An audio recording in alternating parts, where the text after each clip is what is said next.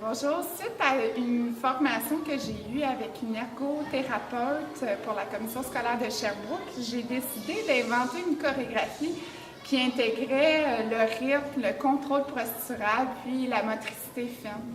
Le but de cette formation-là, c'est un peu d'apprendre à faire différents exercices avec les doigts, puis aussi au niveau de la posture pour des enfants qui sont en difficulté ou en très bas âge, ceux qui ont la difficulté à bien tenir leur crayon, ou on voit souvent des jeunes qui écrivent puis ils ne tournent pas leur feuille, ou ils travaillent moins avec la position de l'épaule et du coude, puis ils tournent tout leur corps pour écrire sur une feuille. Je trouvais ça intéressant de mettre ça ensemble dans une chorégraphie dans laquelle on pouvait tout faire, parce que si on demande aux enfants d'isoler un exercice, juste faire ça comme ça, c'est moins intéressant. Fait que j'ai choisi une chanson qui allait tout englober les éléments qu'on recherchait pour avoir une belle posture à l'écrit. Fait que les exercices dans les doigts, eux, c'est plus pour aider la motricité fine, comme par exemple attacher ses chaussures, zipper, mieux dessiner, etc.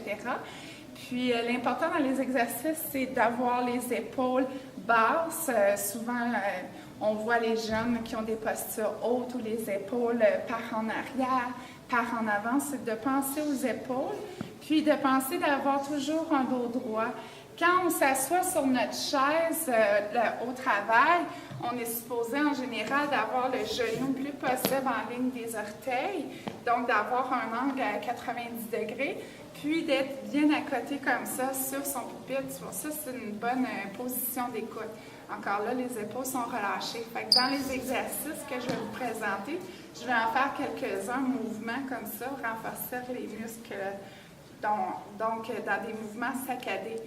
Pour maintenant travailler la posture, on va aller sur le côté avec les obliques. Souvent, les enfants ont tendance à être croches quand on le fait.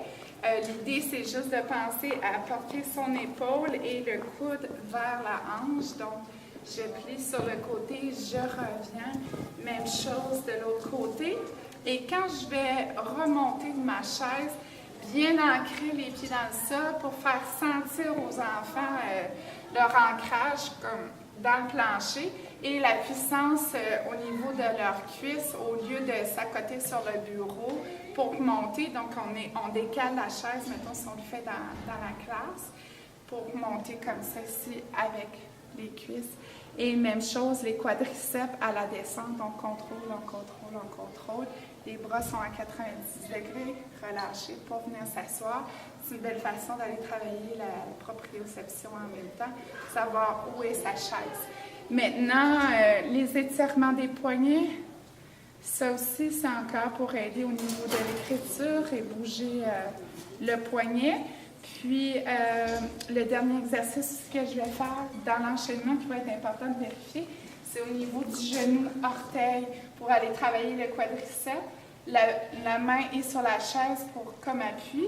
Et là, je vais juste déplacer devant, derrière. Tout mon poids est sur la jambe d'appui. Je tourne de l'autre côté, même chose. Devant, derrière, vérifier la position genou orteil. Voilà.